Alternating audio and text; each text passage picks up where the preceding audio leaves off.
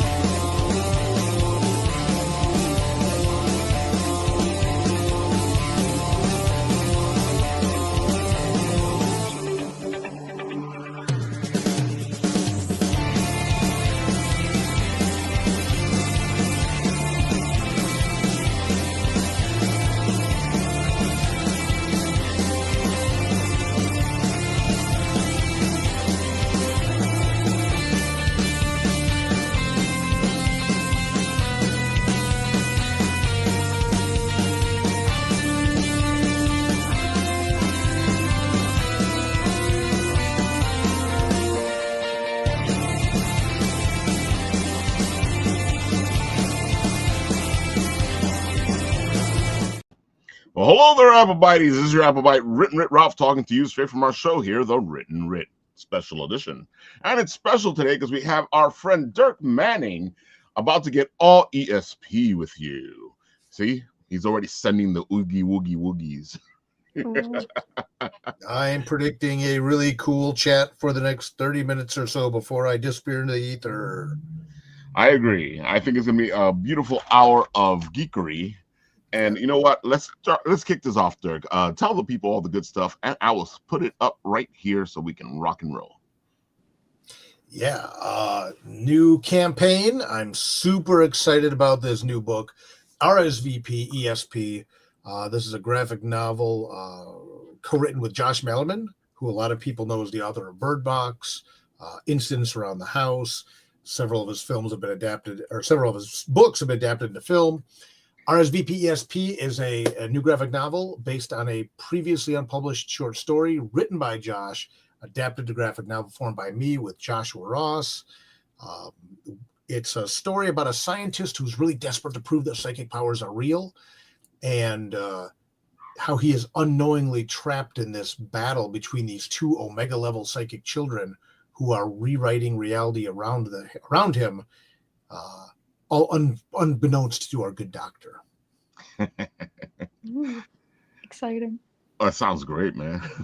I read the preview, and I gotta say, what do you think of it? I'm curious, dude. I gotta say that you did a great job at not letting people know what's going on, but you know that something's going on at the same time, which is fantastic because that's hard to do.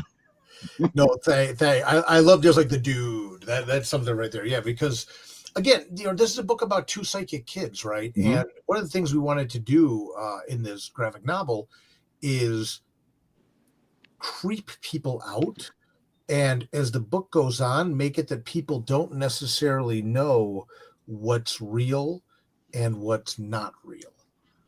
Right. And that's exactly what it felt like. And I didn't even, it wasn't that much of a preview either, because it doesn't even get going by the time you finish the preview. And you're sitting there, I want more. Everyone that has read the preview, the press preview that we've given out, it's about 17 pages. It's about a 120-page graphic novel. So, you got, a decent slice, but everyone in me is like, I need more of this right now. I need to see what's going on next. So I appreciate that because, yeah, this is it's interesting because this is like a slow burn horror story at first. Right. But now keep in mind, there's two Joshes on this book, Josh Malerman, co-writer, Joshua Ross, the artist.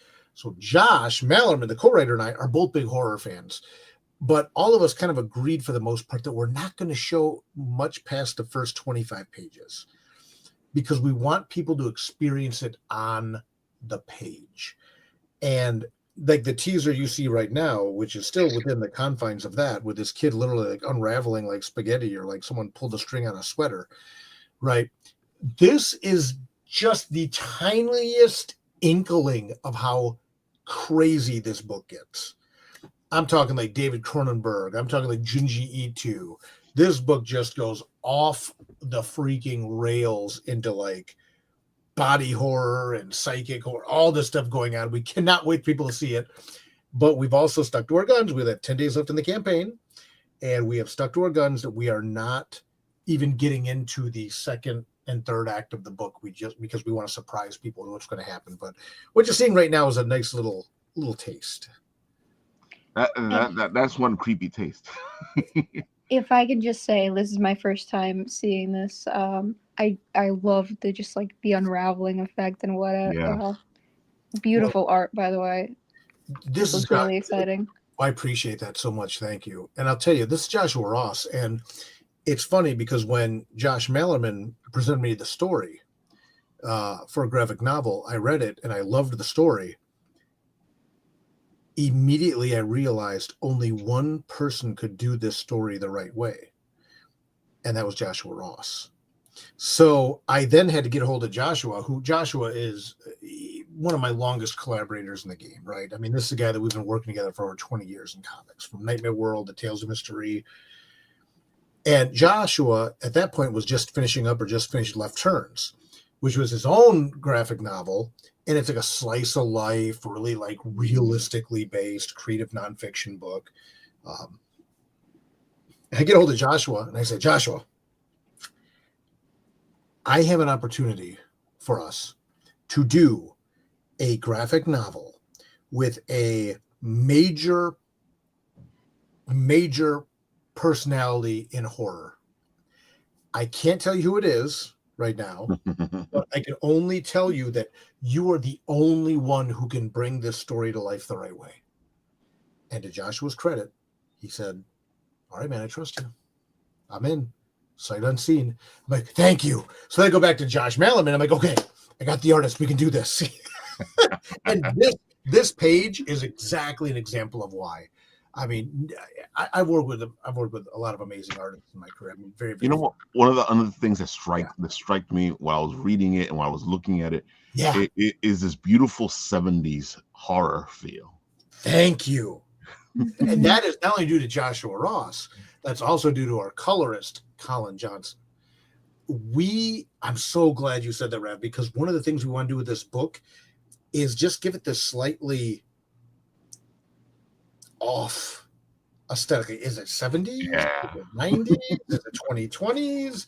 What is this? Where is this? And just give it a certain aesthetic. And Colin Johnson I worked with on Homestead. He did the grayscales on London After Midnight. He did one of the stories in Love Stories About Death. Amazing. And again, when you look at this page right here, look at this panel with this kid unraveling. This is there's a lot going on here. And Joshua Ross is someone that, to really make him shine, you need to have the right. If you're going to do his work in color, you got to have the right colorist, right? He's not a guy that can be over-rendered. I'm going to get processing for a second. He's not a guy that can be over-rendered, right? We need like that flat color palette and this very specific tone. So Josh Malerman and I were talking about like movies like I Saw the Devil, right? That frame like a certain, or sorry, not I Saw the Devil, sorry, House of the Devil. Wow, very different movies. House of the Devil, which has like that faux 70s aesthetic, right? Or Argento films, right? So having Colin come in and find the color palette for Joshua Ross's amazing line art, and again, it gets crazier than this. It gets so. This is just the opening, the shot across the bow for what's going to be happening in this book. Gosh, there's so much I want to say, but I'm going to keep my word. I'm not going to say anything else about it. Go to the campaign, RSVP-ESP.com. Go to Kickstarter, type in RSVP. You'll find. I was wondering why I was going through the Kickstarter, and like, you only get a little bit of it, and then it goes off in a whole different. Well, here's the cover. Here's this. Here's that. I'm like, okay. Yeah. Well, one of the things we're doing with this campaign is I always like to offer. What up, Jordan? What up, Hope? Everybody in the chat, hello. I almost always offer a Kickstarter exclusive hardcover edition of the graphic novel. For the first time in my career, we're getting to do a lenticular cover, which is what you're seeing there, right? So it's one of those covers where like it's one image, but then you move it and it's another image back and forth. I've always wanted to do a lenticular cover, but I wanted it to be for the right project, and this was the right project. Right. Due to all the stretch goals we've now unlocked in the campaign, now if you get the Kickstarter exclusive lenticular hardcover, you also get a triple signed bookplate, triple autograph, signed by me, signed by Josh. Oh, that's right. Your stretch goals have already hit a couple of them. Oof. 6. We're Congratulations. Thank you. We're 2 hardcovers or 1 give me everything away from unlocking the 7th stretch goal. Dang. Yeah. So we're going beast mode. But right now you get triple autographs. You get a purple embedded ribbon bookmark, purple gilded pages, and most recently, now we've unlocked the leather-bound wrap on that lenticular cover. So I've been practicing the whole campaign for this moment. If you pledge for the hardcover, you now get the limited edition leather-bound lenticular. Wow. That is wow. You're getting a lot. Well, and what you see, $45, that's for you shipping. What you see, I have to say, you always do that. You always give it a nice come on price, because I know some other things you're like 50, 60, $70, and for this tier alone. Yeah, $45 you get the hardcover, right? For $65 you get the hardcover and you get a trade paperback edition. I mean and that's free U.S. shipping as well, right? I know a lot of people are worried about shipping and tariffs, things like that right now. No, this is what you see is what you pay. $70 you get the hardcover and the shirt. I love the Gimme Everythings. $95 you get the digital version, you get the hardcover, you get the trade paperback, you get the shirt, and you get a separate lenticular print of that lenticular cover. Wow. And by the way, the next pledge on the Gimme Everything unlocks the 7th stretch goal, which adds even more content to the book. That's not much. You're pretty close to that. Woof. We might hit it tonight. We'll see what happens. Exactly. I'm torn. I'm like, I shouldn't be eating ice cream at like 10:30 at night, but if we hit it, yeah, that's how Dirk celebrates. He usually does a live where he's eating the ice cream, and everybody enjoys it, and they all talk to him. Being a writer is a very solitary thing, right? I mean, it is. You spend hours just banging on a keyboard talking to yourself if you're lucky. Yep. So I appreciate getting to go live and celebrate, and Kickstarters are my pay it forward, right? I know I've been on the show a couple of times, but when I do these Kickstarters, I'm clearly not looking to get rich off of this Kickstarter. No, at all. With my shipping prices alone today, you know that we're really trying to pay it forward. But people supporting the Kickstarter not only makes the book a reality, but then we get to pay it forward to you with a limited edition hardcover version of a book from one of the modern masters of horror. And Josh Malerman. I'm just kidding. No, I mean, like, again, Josh Malerman's the guy that wrote the book that became that created the Bird Box craze, right? The Bird Box challenge. Incidents Around the House just got its casting information released. He's got Pearl, I think, coming out on Netflix next year. This is a guy who is just status is rising and rising and rising. He's one of the modern maestros of horror. And to be able to get his first graphic novel, get a limited edition hardcover that we're going to print a couple hundred copies of it tops. That's a thank you for the people that jump in and support the campaign. I see you did your usual 200 put yourself in the book tier. Oh, well, and that one, it's interesting. It's not put yourself in the book. What you do is you get an original illustration by Joshua Ross with the characters in the book in some sort of crazy psychic experience. Ooh. That's actually original frameable art because the book is done. The book is done. We're ready to go. We're just finishing lettering, and when the campaign wraps up, we'll be getting ready to get it right out to the printer. So another one of the good things I like about you is the fact that, when you come to your Kickstarter, you're just waiting to go. Your turnaround is really quick. I appreciate it. And, a lot of times with shipping being what it is and things like that, I just like to keep people updated, right?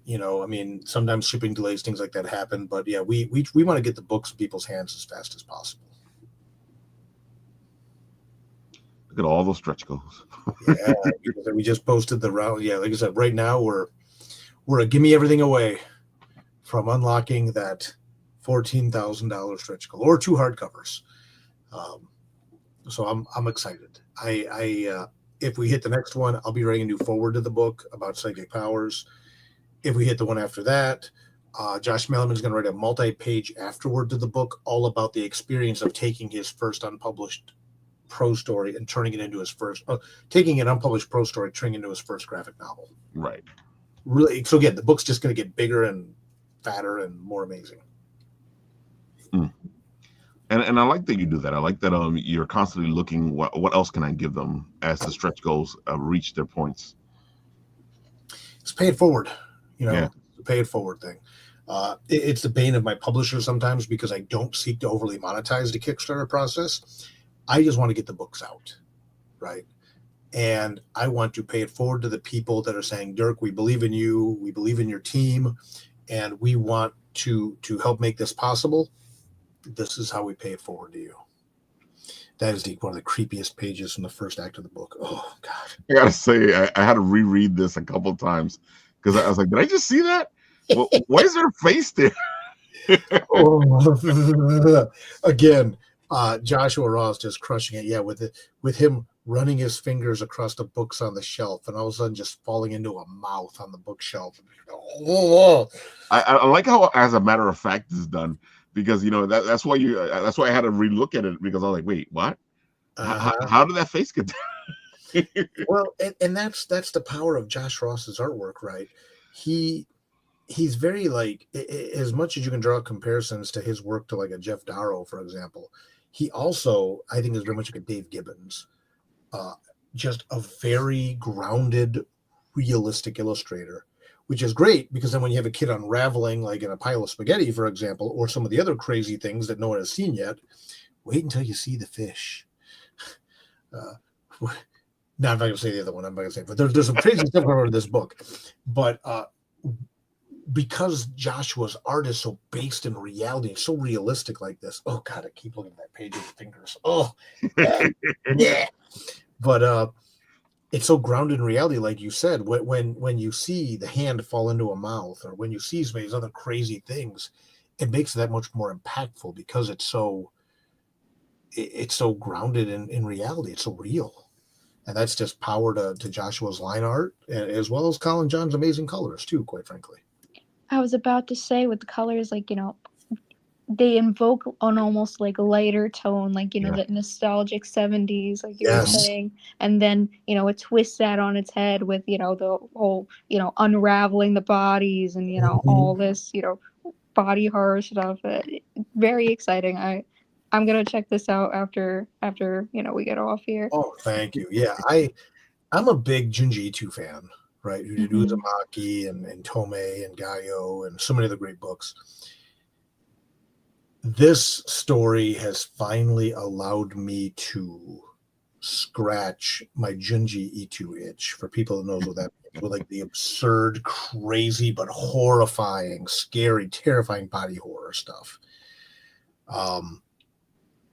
It gets wild. Or if you're a film buff like David Cronenberg, right? The Fly, for example, was like just normal family viewing in my house. Right, things like that. So this is going to be a pretty wild ride.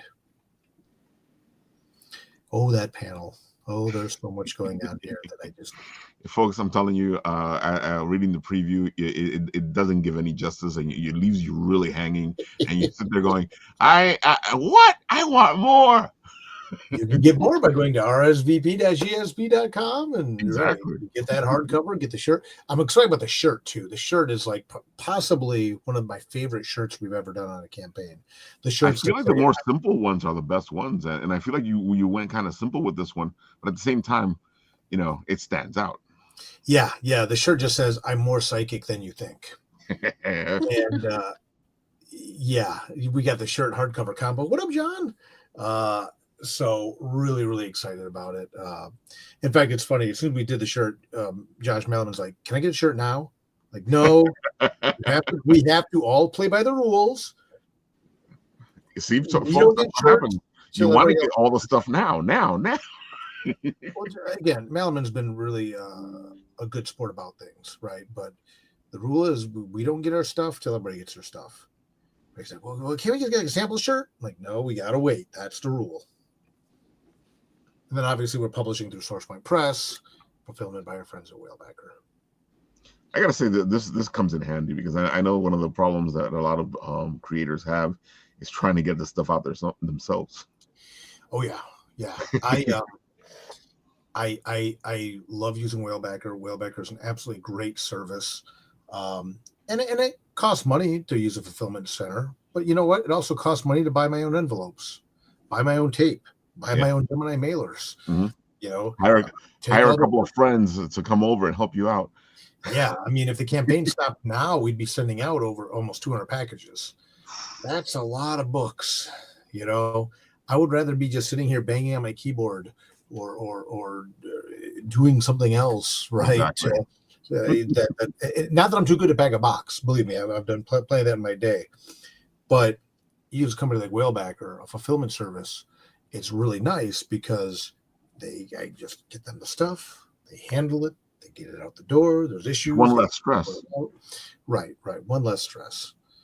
You know, and you're constantly at the con, so yeah, I feel like you wouldn't want that stress on you as well, because then you're probably thinking, when do I get home? When can I send this out?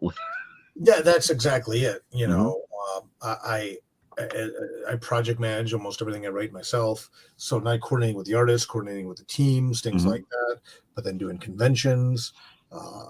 It's just worth the cost, and I would recommend anybody that, as you're moving into doing campaigns where you're doing larger amounts of books, look at Whalebacker. They do really great work. They do a lot of comic book Kickstarter fulfillment, a lot of tabletop game fulfillment as well. They really know what they're doing. Top-notch partners in the process. I'm very, very fortunate to be working with them.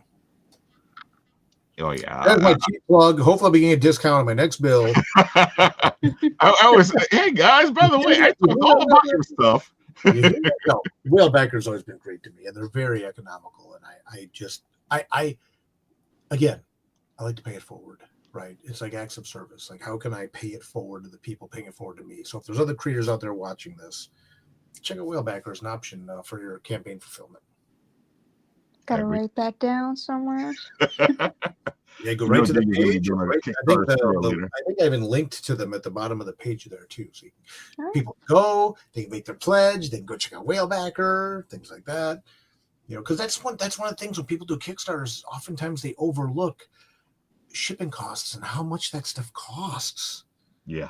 Right? It's not cheap to ship books out. But that's why I also pride myself that try to build the campaigns in a way that we can do free US shipping is part of the cost. I get it. People are in different positions, but it always kind of irks me. Like, I paid this, but then like, oh, well, this is how much it costs to ship it. It's like, I would rather just tell me up front, right? Tell me it costs another $7, $10, whatever. Just bake it into the cost up front. Yeah. That's the best way to go. No judgment. Everyone's different. Everyone does it their own way, but I'm going to do that as long as I can and continue to offer the free shipping by just working with Whalebacker, bake it into the campaign, and then offer it that way. That's the best way to go. Look at that. CC says Whalebacker's very good at what they do. Every way. There it is. Let's show off your video. All right, let's see here. Oh, this was fun with me and Josh Melvin. Yeah, they actually highlighted this video on the Kickstarter page even on Facebook. I see you're a project we love already too. Yeah, we got Project We Love on day one. That was really nice. Cool. That's always a good one. All right, folks, here we go. Let's go to the videotape.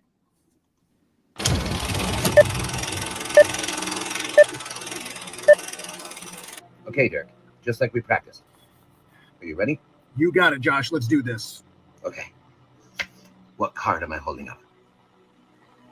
A comic book? Try harder. No. A graphic novel. Okay, how about this one? It's something rare, limited edition? One more. What's on this card? I got it.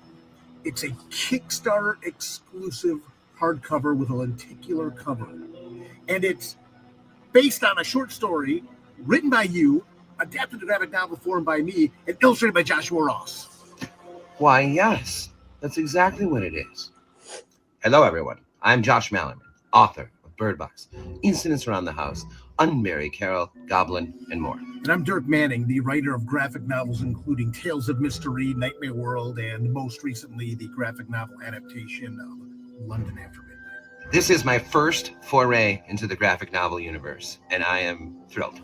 RSVP ESP is based on a story of mine. I can tell you a little bit of what it's about. Parapsychologist James Massey has searched the internet and everywhere for anyone that may show signs of ESP. He discovers two boys by way of videos, kind of family video kind of things. And he invites the boys to his home and laboratory in the hopes of testing their potential with cards like these. Little does he know, he has invited two young men into his home that are capable of anything. Through this Kickstarter campaign, we are giving you a chance to get the Kickstarter exclusive hardcover edition of this book, which will include a lenticular cover. Also, through this campaign, you can add on other really cool items you want, and hopefully we've unlocked some really, really awesome stretch goals. The graphic novel is written by Dirk Manning, illustrated by Joshua Ross, colored by Colin Johnson, lettered by Dave Lentz, edited by Drina Joe. Always the secret freaking hero of every project is the editor, believe me, and this one just like all of them. To play any part in this is a thrill for me.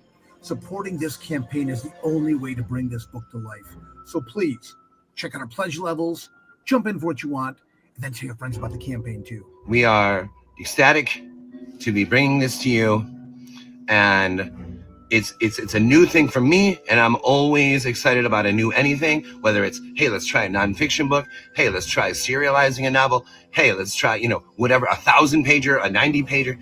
The graphic novel, my first foray. Thank you for being interested. Thanks for paying attention. And as always, friends, thank you for supporting good horror.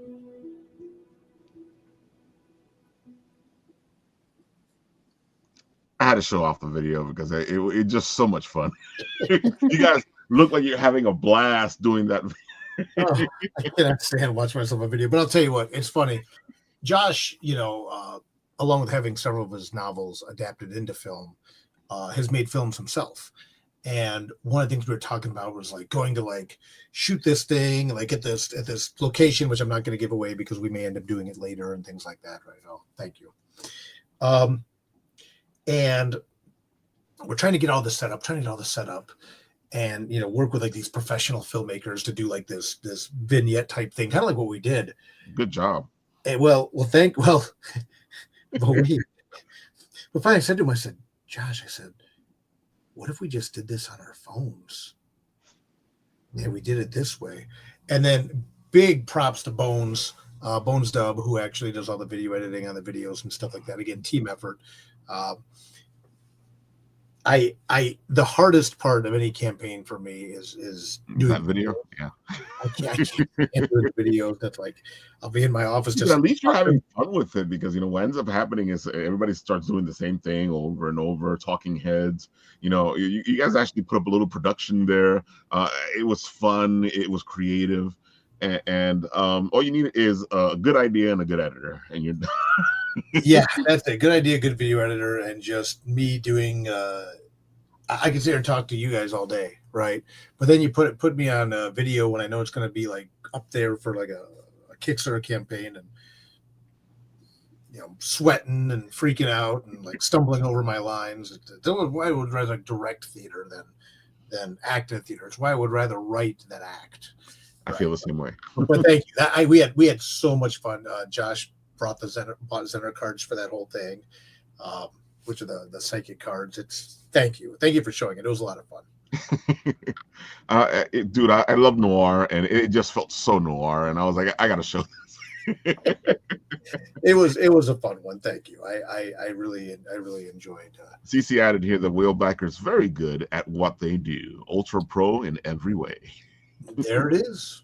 That's a non-paid endorsement. Well, I guess it'd be the opposite. I actually pay them to endorse them, but the people have spoken. CC's, and of course, Hope gave you the applause right there. That was probably applause for Josh Melvin. Oh, don't sell yourself short. Exactly. Dude, one of my favorite things to do is catch Dirk at a convention and then go, let's do this video. And then he just turns it on like You got a stage presence. You should be in the movie adaptation. I appreciate it. We almost did a mini short film for this for the video. So I'm glad we did. We said, Andrew's interested. Thank you. Oh my gosh. We are one hardcover pledge away from unlocking the 7th stretch goal. And that'll be our 200th backer as well. Wow. Impressive. Look at that. 199. Someone gets to be 200. Someone gets to unlock stretch goal 7. Dude, whoever does it right now is the 200th and unlocks stretch goal 7. Look, come on, folks. Come on. Yeah. Can we wait till after the weekend where I have money in the bank? Yeah. No, well, I will tell you, and I'm not saying this to jam you up, but just so everybody knows, whenever you pledge on Kickstarter, no money comes out until the campaign fund. So no funds are collected. Anyone out there watching this, no funds are collected until May 5th. The campaign is until Cinco de Mayo. So people can pledge what they want now. No money comes out till May 5th. I'm not saying you did that on purpose because now it's Cinco de Mayo and everybody's happy and they're celebrating. Oh, I'll tell you what, man, I'm going to be celebrating because you never work harder than when you do a Kickstarter. Okay. Now you got to do a Cinco de Mayo. I can't even talk now. A Cinco de Mayo video when the whole thing ends. I don't want to everything. Cultural appropriation. It's like, spoiler, I'm not. I give you permission. I got the blessing. Oh, where's my sombrero? No, but no. Jesus. I'll eat some nachos or something, right? No, but that'll be a good way instead of ice cream, some nachos. Yeah, or ice cream nachos. Ooh. You might get for ice cream nachos one time. I'm a little disturbed by the notion, but okay. Ice cream nachos? Ice cream nachos, a little disturbing. No, listen. I'm not even aficionado, and I want to support you in this. It was hard ice cream, and then instead of like nacho cheese, you could get like your sauce you want, like hot fudge, caramel, or whatever. Mm-hmm. Then the chips were basically like waffle cone. Yeah. Oh, with the wafers? Yeah. Yes. Yeah. Okay. See? So you got to think about it the right way. It was incredible. So like you get the perfect ratio of ice cream to cone to sauce on every one because you're like in total control of the whole process. Amazing. I recommend ice cream nachos to anyone if you can get them anywhere. Fair enough. Sorry, I mean to go on a tangent about this. Oh, no, that's a good tangent. That's what we're going to celebrate. Cinco de Mayo. Yeah, campaign doesn't end until Cinco de Mayo. No funds come out until Cinco de Mayo. About 5, I think we're ending at 5:30 Eastern Standard Time. So people can pledge what they want now. Yep. You get another payday in there before you get to it, and my God, we're about to unlock the 7th stretch goal. Wow. Yeah, whoever does it now. We just posted the 6th and 7th stretch goal like earlier today. Do it. If people do it now, I'm just going to cry. So just wake up and wake up. Dirk is very emotional. So if you do it now, you're going to make him cry. Come on, do it. Come on. Don't jam me up, man. You know I am a big crybaby. Oh, man. Doing my spooky image. Well, no, man. In horror, you have to cry. Right. Wait, hey, we have another guest here anyway. I should get out of the way. So before I start crying, I know what you're trying to tell you, Dirk, it's the 30 mark. So we'll tell the people where they can find you, all the good stuff. I will tell you guys that on Tuesday next week, we'll be doing our a comic creators series. And Dirk is going to be in that writers series on Tuesday. It will probably be like around 9 o'clock. Okay, right on. I gotta make a note, son. No, thank you so much for having me on, man. I really appreciate everything you do. Anytime, Dirk, you know that. Thank you. The space that you give us as creators and things like that. And again, for people that think the campaign looks interesting and stuff like that, I encourage you to pledge what you want. Getting that hardcover will get you all the stretch goals we unlock, the leather-bound hardcover with purple gilded pages, the purple ribbon bookmark. A lot of purple in this one for reasons that are obvious to me at least. And will be obvious to you as you read. But yeah, RSVP ESP by myself, Josh Mallerman, Joshua Ross, from SourcePoint Press. My gosh, we're about to unlock the 7th. Dude, you're not even gonna get a rest. You're gonna finish now, and you're gonna get that, and then you're gonna have to go do the live video. I'm not gonna. I'm gonna turn everything off. Is what I'm gonna do. Because yeah, I don't want to start crying this late at night. Didn't eat ice cream, but this late at night. Not that there's never. Dude, my folks, I'm gonna go to sleep. I'll do this in the morning. Well, you don't sleep during. I barely sleep to begin with, let alone sleeping during a Kickstarter. It's like no, you never work hard. But no, I'm surprised you whenever you get any rest. Well, Dirk, go ahead, go do your thing. You can come back you're gonna come back on Tuesday. I'll see you on Tuesday. We'll talk about thank you so much for all the support you show so many creators, my friend. Thank you. And thank you to all of you watching. And RSVP ESP on Kickstarter. Got 10 days left. Get those pledges in, and we'll just keep adding more and more to the book. You can't see it, but I'm doing the magic fingers too. Thank you. Nice to meet you as well. I look forward to talking more soon. And good luck on your first convention. All right, thank you so much, and good luck on the rest of your Kickstarter. I'm really excited to see it through. It sounds really interesting. I appreciate it. I look forward to talking more soon. Thank you, friends. Have a good one. That was Dirk Manning, folks. All right, JJ, it is time to concentrate on you. Yes. All right, so you know what? Let's start this off a little different because it's your first time here on the show. It's also your first time at doing the convention. You're going to be at this Saturday and Sunday at Brooklyn Independent Comics Show, and it's your first time. So why don't we start off by telling the people, give them a secret origin.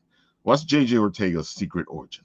My secret origin, well, I grew up on Long Island, and I recently moved to Queens, and I was always super into, art and comics. I've been making comics since I was like a little kid, but after some stuff happened, I decided, you know what, I want to try and make this a career. I never went to college. I was working full-time since the pandemic pretty much. And I kind of left, my art stuff behind. But I started drawing and doodling at work, and I worked in a factory. I think I mentioned this when I met you at New York Comic Con.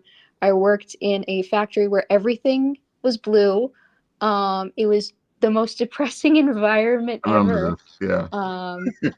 So even the pens were blue. We had to use blue ink. But I would do little doodles for my coworkers and stuff, and they would put it in their badges and everything. And they were like, "Hey, why don't you do anything with this?" So I'm like, I decided, you know what, it's time to do something with it. So here I am. I'm doing something with it. Woohoo! That is a pretty good secret origin. Yeah. You even have the impulse of why you needed to do it. Yeah. Literally, it was just like, I need to escape the blue place. It sounds like a horror movie, but dude, like, I think you have a story there. Yeah. There's many stories there. Many stories. I tell people all the time, especially here on the show, I say that it's so easy to have ideas on storytelling, on writing, because people go, "Oh, Ralph, I don't have anything to write about." I'm like, you don't think you have anything to write about, but you do have stuff to write about. Well, I'll tell you this. A lot of what you can write about is pulled from real life. So the little character you see there, his name is Babe. He is a little beagle that was experimented on in a laboratory that went bankrupt. And when it went bankrupt, he was released out onto the street, and now he has to work odd jobs in order to pay rent. If that doesn't sound like that's kind of what I've been doing. Well, trying to find like that's totally a life story right there. That's exactly what happens to all of us. Oh God, no! Like, I feel kinship there because I got tossed out of my hospital job. Well, I worked in the blue place was pharmaceuticals, so we're in the same boat there. Oh my God. The blue place. Blue place. And everybody was like old, very, very old.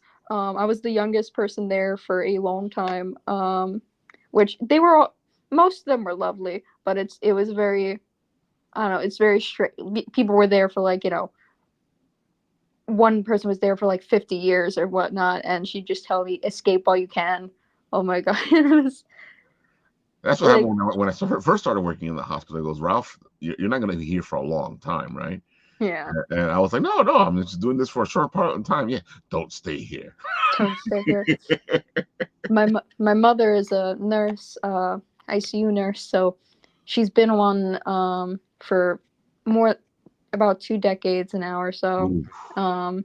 So That's yeah, I know the feeling. Yeah. And people go, wow, Ralph, why don't you like hospitals? I'm like, I used to work in one. Oh God.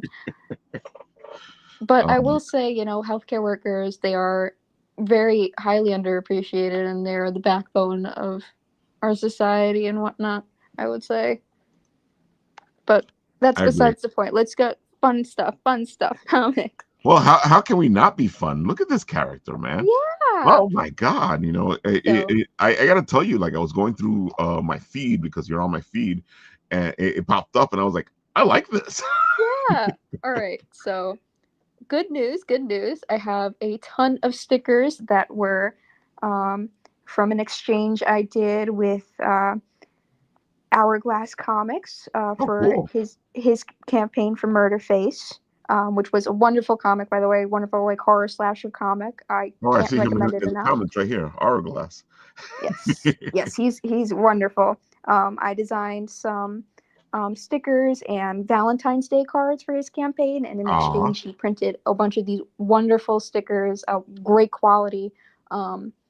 That I'm going to be selling at the showcase. So I'm really excited to show those off. Yeah.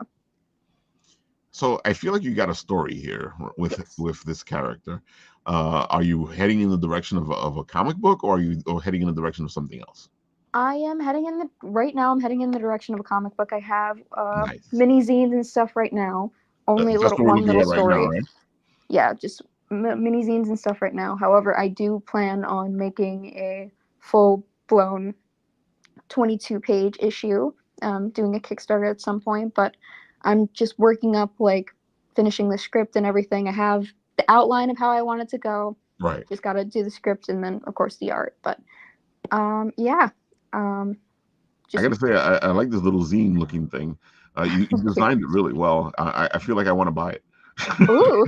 Well, good news. It's only going to be $2 for each of them. And everything at my table. You're even making it easy for me to pick it up. Yeah, everything at my table, because like I understand what everybody's going through, and a lot of convention. Well, dude, the title alone tells us that you understand, because yes, we're all broke ass beagles right now.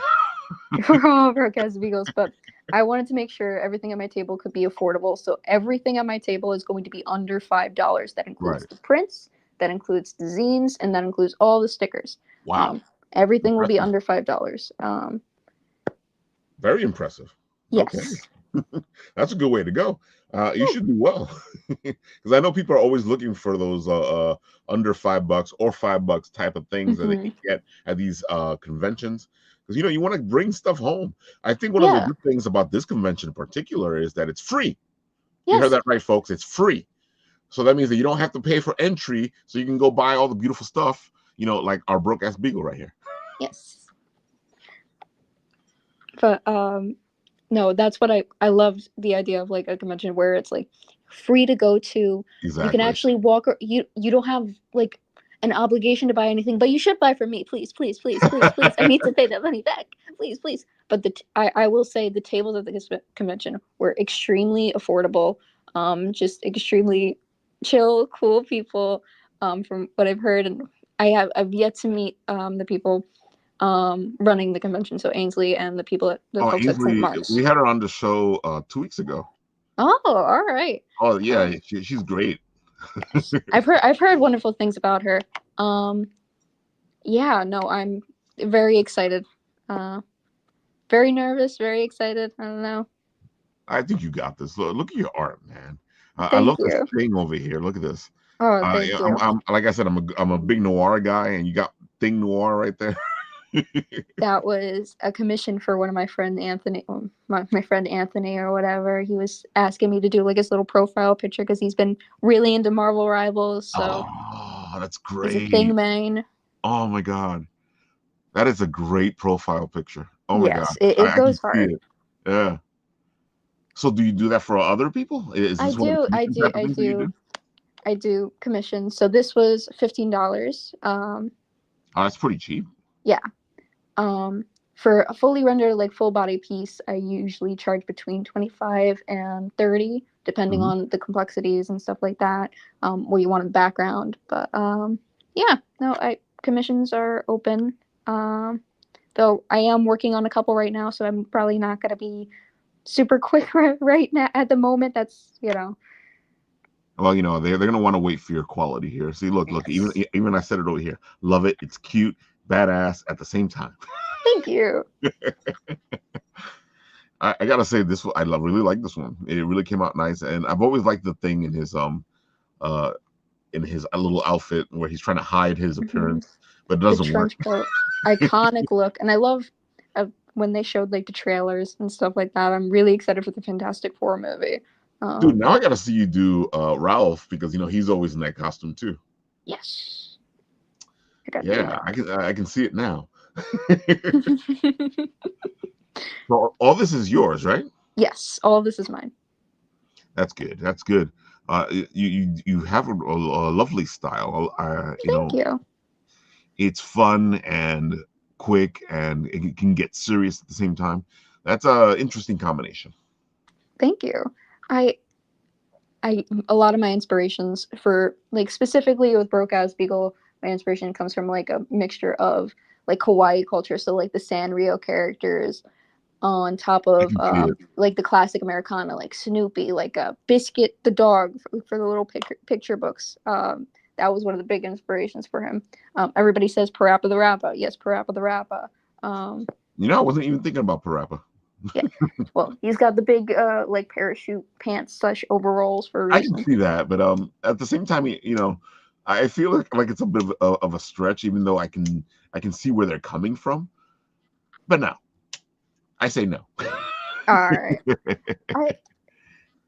It was mainly I will say Parappa was like a little bit of like back inspiration, but it was mainly Snoopy and Biscuit. And the idea I came up with for Broke Out Beagle is it is essentially reverse Garfield. So he lives with his roommate Jordan Gordon, and Jordan Gordon is a Depop reseller. He doesn't want to get a real job, so he has Babe go out and do all the work. Wow. And Babe is just a little dog. He doesn't really have a concept of money and finances. He only understands things in terms of $5. He can't add more than that. He only $5 he understands. So everything he does is, no matter how difficult the task, no matter how complicated, he has to be given $5 flat, no more, no less. It kind of reminds me of being a kid. Yeah. That $5 was amazing, especially when I was a kid. I don't know about now, but when I was a kid, those $5 were amazing. They could do so much for you. Well, although he has somewhat human level intelligence, he also doesn't have basic math skills. So whenever he sees the zero at the end of something, he just assumes that lessens the value. So Oh wow, $5 is the highest bill he can comprehend. That means that somebody is going to take advantage of him. And people do, but you know what? If they don't give him the $5, he gives them a little kick in the butt. I love this. I can't wait to see it. Oh, thank you. Dude, like I told you, as soon as I saw it, it just like I was like, oh wow, look at this thing. Yeah, he stands out a lot. You did a good job at creating this. Before I started doing like comics and stuff, I did character designs and stuff for animation. That's kind of the career I wanted to go into. Right. But then pandemic happened. I wasn't able to go to college because, as I said, my mom was an ICU nurse at the time. And I had a young sister at home, so it was just made more sense for me to stay, and then got stuck in that routine. but now animation industry is not looking great, but comics are looking pretty good right now. So giving that a try. This is a great way to put your toes in the pool, because Yeah. it all leads to everything. It may not be animation right now, but I feel like you're gonna end up in that direction anyway. I will say, like, now that I'm like, I've always been really into comics and stuff like that. Mm-hmm. I think I generally prefer doing comics as opposed to animation, even though I still love character designs and storyboarding. Right. Comics are very fun to do. Well, that makes sense if you like comics, because storyboarding is just comics.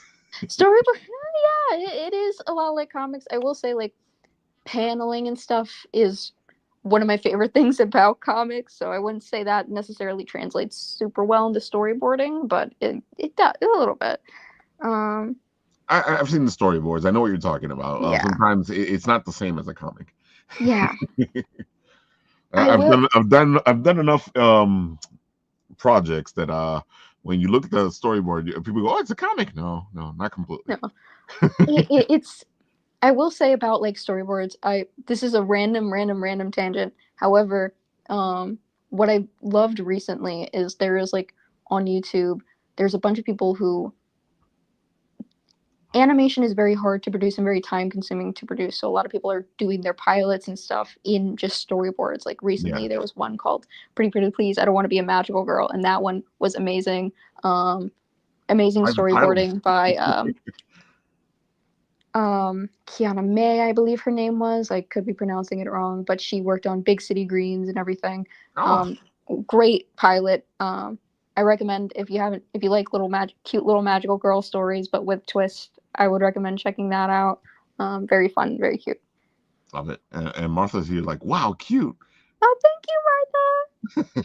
Thank you. Yeah, I can't wait to get my hands on this. Thank you.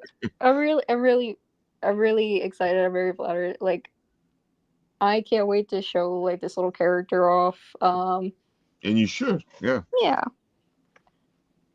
You definitely should. This thing needs to be shown off. He's just a little guy. Let me ask you this. First time doing convention, what are your thoughts right now? And I'll probably ask you, what are your thoughts after the convention? But right now, what are you thinking? What are you feeling? I feel horrified, but excited at the same time. I'm horrified that, people might not like it, but like at the same time, I'm like really excited to see like just engage in conversation with people. That's mainly, I go to a lot of conventions now. I like engaging in conversation with people like at various booths and stuff like that. I would love to, do that with, anybody who comes up to my booth or just like anybody in general. I like talking to people. I want to meet new people. I feel like conventions, no matter what side of the aisle you are on, like behind the booth or whatever, it's great to meet people, great to network. So at the very least, there's that. Always, yeah. One of the best things about the conventions is that talk on the table. Mm-hmm. And you're very well spoken. You've done great on the show today. Oh, thank you. This is my first time doing like a podcast or whatever. I would never have known. Yeah, you're very commanding in your speech. You're at the same time you're very easy to talk to. Yeah, there's a lot of stuff. I'm winning for now. Yeah, I'm like, you want to come back on the show anytime? Oh my god, I really appreciate that. I love people that can geek out, and you can geek out, huh? I can geek out hard.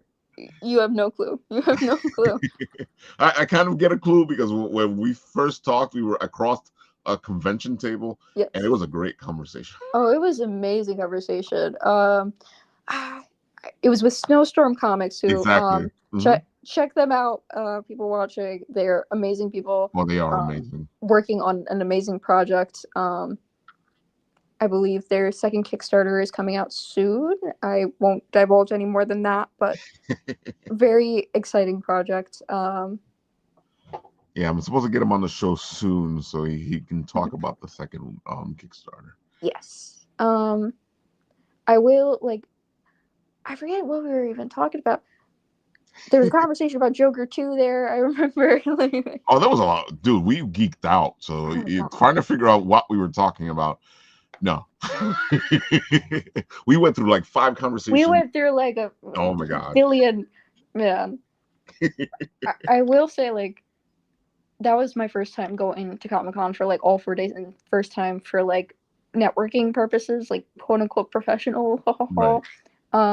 And I just had an amazing time there. I met so many people who I'm still like in contact with and stuff like that. Very like lovely time there. Though I will say, I'm gonna throw the slightest bit of shade. Uh-oh. It had everything to do with the people attending and not much to do with New York Comic Con itself. Sounds about right. There was a networking event there, which there was like a genuine attempt to like network. However, they were blasting the music so loud that nobody could hear each other talking to each other. Everyone was just holding up their comics and it was like, hey, would you like to read? Like, I make comics, so I am an artist. Here's my ash can. Oh my god, yeah. I really hate that. There's times where I come home and I don't have a voice, or I sound like this, and I'm like, oh man, you got the Batman voice. Batman here.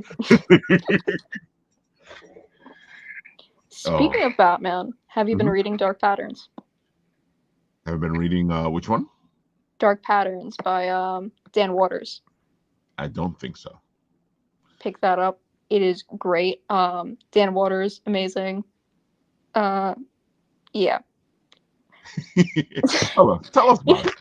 I just, like I said, I just, geeking out in general. Like, yeah. Oh, I can tell. Yeah. Yeah. So tell us why should people pick up this book? Why do you think it's so good? I feel like if I say I'm like exploiting it or whatever, but it brings back the noir and the mystery to Batman that I feel like has been missing for a while. Like the last time I remember it was in Ram V's run in Detective Comics, but I will say as much as I love Ram V's run, Dark Patterns is like a whole other level, and especially the art is just beautiful. You got my attention because I love Batman when he's the Dark Knight, when he's the dark detective, when he's noir. Again, I love noir. This definitely hits, at least for me, it hits that sort of feel or whatnot. I'm gonna have to go check this out. Yes. You know what? When you get a chance, send it to me in the link in Instagram, or you can do it in the private chat here, and I'll go check it out. All right. I'll send it to you on Instagram. There you go. But you know what? You should pick it up at Everyone Comics because they're wonderful people. Oh, we like Everyone. I haven't had a chance to go there yet, but they're great guys. They're great people. Mm-hmm. Recently, they just had somebody break their door. So they could really use the financial support. Anybody who lives in New York and especially the Queens area, shout out to them. Go to Everyone, pick up some stuff, show them some love right now. When that whole thing happened, I told him, come on the show, because I know he was trying to get some money together to fix the window. But then he was like, I got the window fixed, Ralph, don't worry about it. Good. I think that's the second time that happened. Oh my god. Yeah, that's what I was saying.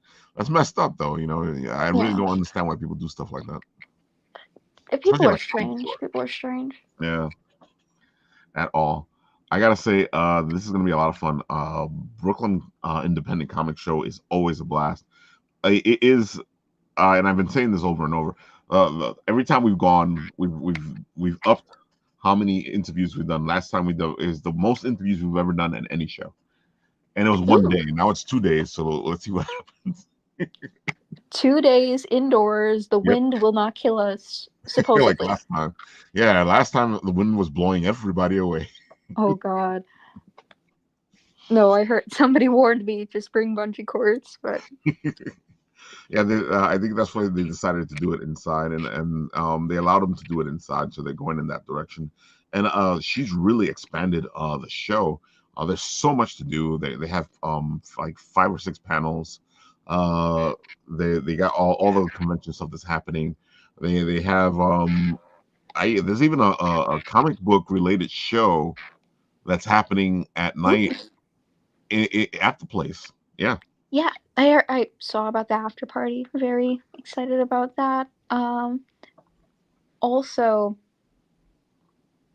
I lost my train of thought. I do that There's all over the time. 200 vendors, I believe, at this event. A Yeah. free event. So that's where you folks gotta go. I would say get your tickets, but I don't even think you need tickets. Just go. Yeah, go. No, you just go. It's Just in go. Industry City, and it's a great location. And there's so much to do in Industry City. So it's not like when you're in a convention where you're stuck with all these ludicrous prices on foods and stuff. You're at Industry City. There's so many foods to choose from. There's so many stores to go to. You can go to St. Mark's Comics, folks, while you're there. Yeah. Right next to Japan Village, Exactly. where they have, amazing food there. Oh, definitely. Love the food. It's only, I believe 2 blocks, not even away from the NW line. So that is very cool. Oh, dude, yeah. You just get off of 36th Street and you walk down to you walk down all the way to the waterfront. Yeah. Dude, it is fantastic. I'm looking forward to it. I'm looking forward to seeing you again and picking up our little friend over here. Yay! Yippee! I'm looking forward to seeing you again too. Thank you so much for having me on the show. I really appreciate this. Oh, no problem. Anytime you want to come on, geek out and do all that stuff. And I love what I'm looking at, so I might even talk to you about doing a little something for my character.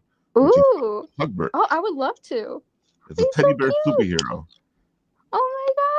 My friend from Game of Tunes created this version of Hugbert, and this is a fidget toy that I'm constantly playing with over here behind the scenes.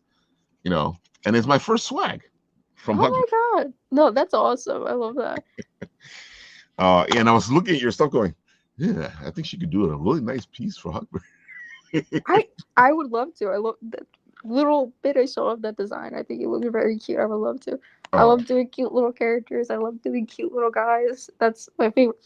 I have 2 favorite things to do. I like drawing girls with a lot of hair and big curly hair and cute little guys. I saw him very in the art specific. over here. Yeah, look, this one over here. Let me show it. Dude, this is a fan. I love the hair. I was just thinking about that when I was looking at it. So it's so interesting, especially when you see the design come in. Yes, this is this is from Super Dead Girlfriend, which is a comic I am still it's on the back burner right now just because very art intensive on this comic. I can see that. It is about Cindy Hart, who is dating a superhero named Spartacus, and their relationship is a little bit on the rocks, but Cindy finds herself getting shoved in a fridge, and turns out she is now dead. So since her boyfriend is too busy crying his heart out, now she has to solve her own murder from, as a ghost. I love it. Thank you. Great story. Thank you. I see so much inspiration from so many things in that. A lot of, Spider-Man, Kyle Rayner, specifically a lot of Kyle Rayner. That's exactly what I was thinking. It was Kyle Rayner. Poor Kyle Rayner. Poor Kyle Rayner. Poor Kyle. Oh my god. Well, really poor Alexis. That's poor true. Alex. It is poor Alexis. You're right. Oh my god. It's bad to be the boyfriend or girlfriend of a superhero. Oh my god. In comic books or anything. And I think specifically with that series, which I don't have anything of right now, so don't expect that epics. But specifically with that series, I was heavily inspired by just the treatment of MJ throughout the Clone Saga. MJ was like, I would not have stayed with that man. I don't know how she did it. And of course, now with everything going on with Amazing Spider-Man, it's a very strange dynamic they got going now. But oh my god, that's because they just don't want them together, so they're gonna do everything in their power to separate them. I understand wanting them, not wanting them together anymore. Okay, fine, whatever, it's over. But then make it over, end it. Why do you keep why is she You know why it is, because they know the fans want them together, so they keep teasing the fans. It's like, Are they together? Will they be together? Won't they be And together? will they? Won't they? It's like I don't care Who anymore. is this mysterious Paul? I don't care anymore. Please. Oh my god! I'm just happy that in the Ultimate Universe they're married, they got kids. Yeah, they got the little kids. I'll accept that. I don't Yeah. need them to be in the regular series anymore. But you know what they're gonna do in the Ultimate series? They're gonna break them up. Oh God. They can never have a happy life. Oh no, they hate Peter having a happy life. They hate Peter Oh, having a but he happy life. needs to be like that. I'm like, dude. Sometimes you get, there are good days, folk. There are good. Yeah, are there any good days anymore? Anymore?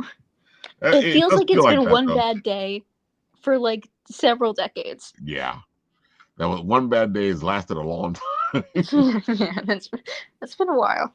Exactly.